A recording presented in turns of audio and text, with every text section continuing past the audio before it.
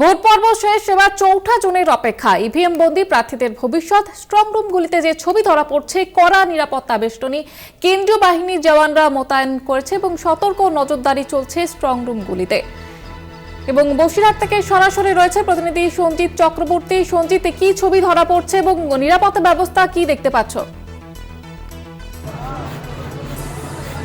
দেখো, বসিরহাট লোকসভা কেন্দ্রের আন্ডারে বিশেষ করে 7টি বিধানসভা রয়েছে সন্দেশখালী সহ, সেই বিধানসভা নির্বাচন প্রক্রিয়া শেষ হয়েছে বিভিন্ন জায়গায়, অর্থাৎ Basirhat college, Basirhat high school এবং সন্দেশখালী সহ একাধিক ব্লকের যে বিধানসভাগুলো রয়েছে সেখানকার ইভিএম বন্দী ছিল। সেই ইভিএম কিন্তু বিশেষ করে বসিরহাট যে ভ্যাবলা স্যার রাজেন্দ্র প্রসাদ পলিটেকনিক কলেজে তার গণনা হবে ৪ঠা জুন, অর্থাৎ ১৫ জন প্রার্থী তার ভাগ্য নির্ধারণ করবেন।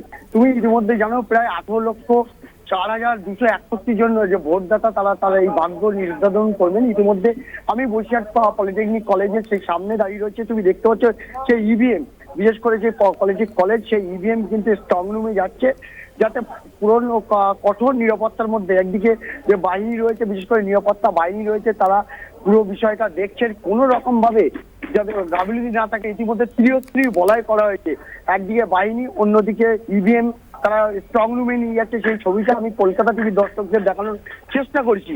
ইতিমধ্যে গণনা কেন্দ্র করে কিন্তু ইতিমধ্যে বিভিন্ন জায়গায় কিন্তু বলয় করা হয়েছে এবং সেই বলয়ের মধ্য দিয়ে নিরাপত্তা যাতে কোনো রকম খামতি না থাকে তার সব রকম ব্যবস্থা করেছে প্রশাসন।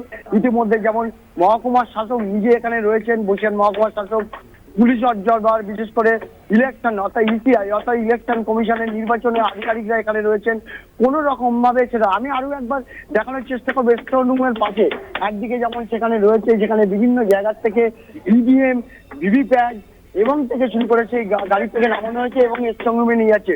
অন্যদিকে মিডিয়া সিলটাকেও ব্যবহার করা হয়েছে যেভাবে স্ট্রং রুমের পাশে। সব মিলে কোনো রকম ভাবে যাতে ঘাটতি না থাকে, অর্থাৎ বসিরহাট লোকসভা কেন্দ্রের এই বসিরহাট ভ্যাবলা স্যার রাজেন্দ্র প্রসাদ যে পলিটেকনিক কলেজে, যেখানে একেবারে বোঝা যাচ্ছে আঁঠো সাঁঠো নিরাপত্তা ব্যবস্থা। ধন্যবাদ জানাবো সঞ্জিত।